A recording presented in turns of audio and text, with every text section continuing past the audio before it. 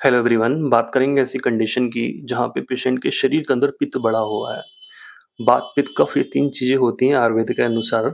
बाकी अगर शरीर के अंदर पित्त बढ़ता है, ख़ास करके पेट के अंदर बढ़ता है, पेट में प्रॉब्लम होती है, पेट में अपच, अफारा, एसिडिटी और पेट में जलन।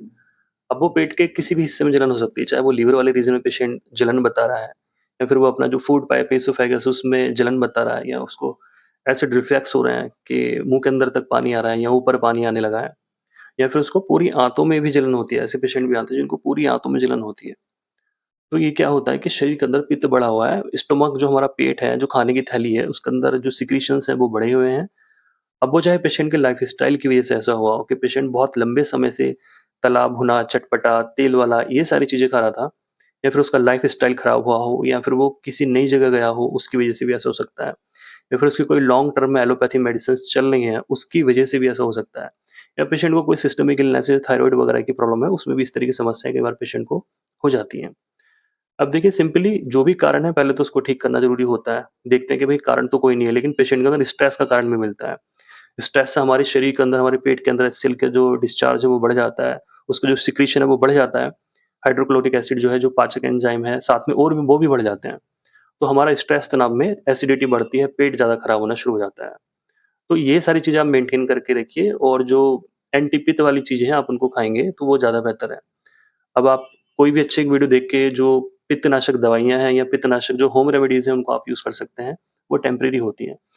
एक होम्योपैथी में मेडिसिन आती है जिसका नाम है निक्सोसिड। इसको आप टैबलेट फॉर्म में, सिरप फॉर्म में, किसी भी फॉर्म में ला सकते हैं। एसबीएल कंपनी की मेडिसिन है, प्रमोशन नहीं है। तो अगर आप इसको टैबलेट फॉर्म में लाते हैं तो इसकी एक बार में आपने 4 गोलियाँ खानी हैं और खाना खाने के बाद ऐसे ही आप इसको मुँह में डालिए और चूस के आप ये दवाई खाइए। प्रॉब्लम ज़्यादा है तो दिन में 3 बार यूज़ कीजिए और कम प्रॉब्लम है तो दिन में 2 बार यूज़ कीजिए। अगर आप इसका सिरप फॉर्म में लाए हैं तो आप इसको 10-10 एमएल दिन में 2 बार थोड़े ठंडे से पानी में डाल के आप इसको पीजिए खाना खाने के बाद। बाकी चाय, चटपटी चीज़ें या जो एडिक्शन है, तम्बाकू है, शराब है या बाहर की जो फ़ास्ट फ़ूड हैं या समोसे हैं या पकौड़ी हैं, इन सारी चीज़ों को आपको बंद करना होगा, तब जाके आपको पूरा इससे सॉल्यूशन मिल पाएगा। जिन लोगों ने 15-20 दिन मेडिसिन यूज़ कर ली है, आराम नहीं हो रहा है, फिर उनको किसी अच्छे गैस्ट्रोलॉजिस्ट के पास जाइए, वो आपकी प्रॉपर जाँच करेंगे कि आपको ऐसी प्रॉब्लम क्यों हो रही है। वो आपके पेट का अल्ट्रासाउंड भी कर सकते हैं, वो आपको एंडोस्कोपी भी कर सकते हैं कि मुँह के अंदर कैमरा डाल के पेट के अंदर, इसोफेगस के अंदर देखा जाए, स्टोमक के अंदर देखा जाए कि आपको छाले या अल्सर्स तो बनने शुरू नहीं हो गए, कि पेट के अंदर घाव तो नहीं हो गए हैं, तो ऐसा है। बाकी निक्सोसिड को आप यूज़ कीजिए, रिज़ल्ट आपको ज़रूर मिलेंगे, अच्छी मेडिसिन है, जिसको भी शरीर के अंदर या पित्त बढ़ जाता है, उसको ठीक करने के लिए, खास करके पेट के, स्टोमक के पित्त को ठीक करने के लिए बहुत अच्छी मेडिसिन है।